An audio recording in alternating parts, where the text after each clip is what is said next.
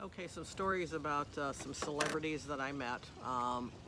It's like over the years. It's like when you live in LA, you do run into people. So, and I mentioned that before in the past. The Some of the people, it's like I went to. I don't know if I mentioned this before. I went. I love Weird Al. It's like I've been to a number of his concerts, and at one of the, it's like at that particular Weird Al concert, we had really good seats. We were up toward the front. I managed to get good seats, and I can't remember what venue it was. But there's just two things that happened. It's like I basically kind of met Weird Al because he was at one point, he came down into the audience, and then he was like getting on top of chairs and stuff, and he was singing to this one woman in the audience, and then for some reason he came over to me and was singing right at me. So so I kind of got to meet Weird Al, so that was good. But anyway, I went to a lot of Weird Al concerts. I'm still a fan of Weird Al, and at that same concert, the interesting thing is that my niece was with me, and I think her friend was with her, and her friend Sam, and Nanny my sister Nanny was with me. And at that same concert, before it started and everything, we are just kind of milling around and stuff at chairs and everything. And what's his name? I got it written down here somewhere. What's his name?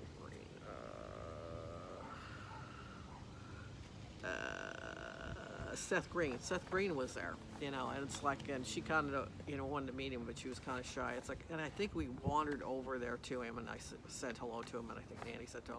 I don't know if Bridget did or not, but that was kind of a interesting thing that he was there too. And let's see. I think I mentioned that I met Arnold Schwarzenegger, and I also met his wife, Marie Shriver. They were both at a.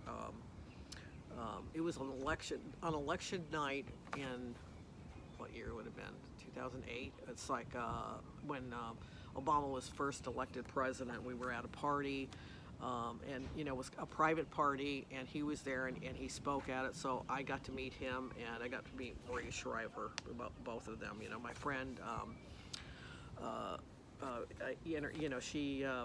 She had some connections and stuff, so she actually got us to, got me in, because I was running at the time. I was running for city controller, so it's like they thought that was important. So I meet him. So yeah, and I got to tell you, Arnold Schwarzenegger really had a presence to him. So I think I mentioned that before. Anyway, let's see.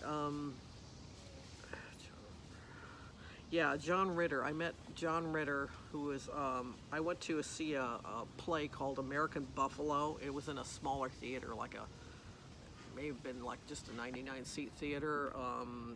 It was called the New Theater, GNU, New Theater, and I can't remember where it was at. It was in the Valley or in LA. And I went to see it with Herb when I was married to Herb, and we sat in the same row as John Ritter, and actually, the American Buffalo was a David Mamet play.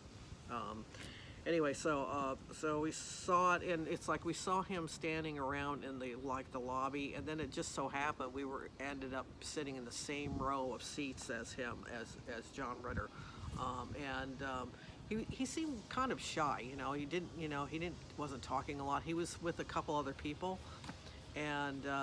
I know Herb wanted to meet him and stuff, but he never walked up to him and said hello, and I didn't either. One thing that not only did I notice that he seemed to be kind of shy and stuff and standoffish a little bit, is that he was much better looking in person than on TV. He was a really good looking guy, tall and good looking, and kind of quiet. And then let's see. I met Scott Baio. I met him at a political thing, probably in the late 2000s. So I got to meet him. Really nice man, really nice guy. And that was probably in the Valley or somewhere in LA. It was probably in the Valley. Anyway, let's see. And then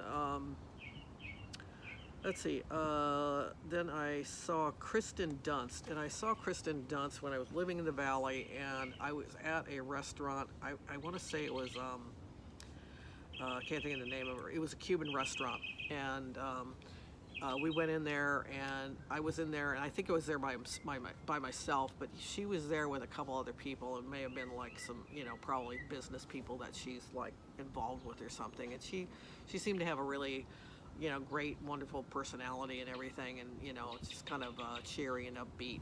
So I got to see her. I didn't have the nerve to walk up to her, but I did get to see her, Kristen Dunst. Let's see. And then there was Drew Barrymore. Drew Barrymore, some years ago, I had like season tickets for the LA Philharmonic, and there's the theater, in LA, downtown LA.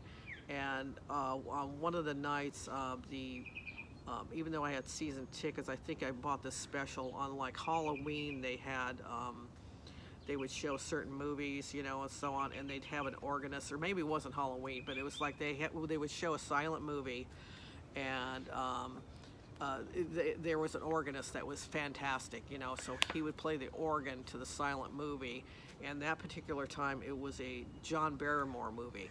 So Drew Barrymore was there, and I don't think the guy doing the man that was doing the organ playing, the organist, I don't think he knew that she was there. And it just so happened she was sitting right in front of me, in front of, the row right in front of me with a couple other guys.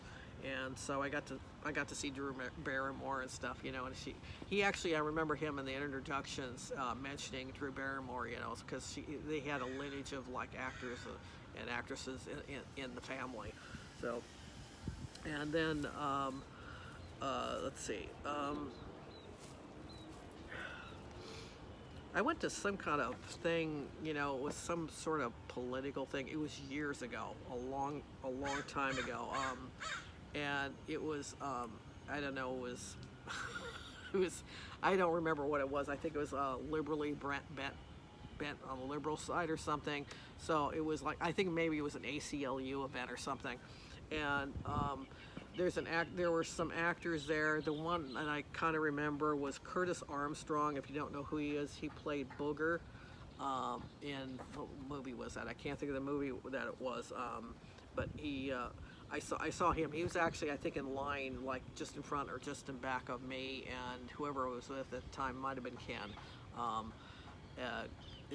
Like I said, it was a long time ago. It's probably like, if I had to guess, maybe 70s or 80s at the latest. It was 80s. I'm trying to think of the name of the movie that he played Booger in. Booger in. It's like just drawing a blank right now. Anyway, Brian Wilson of the Beach Boys. I saw him at Sit and Sleep in the Valley. I think it was like around in the Reseda area or Tarzana area on Ventura Boulevard.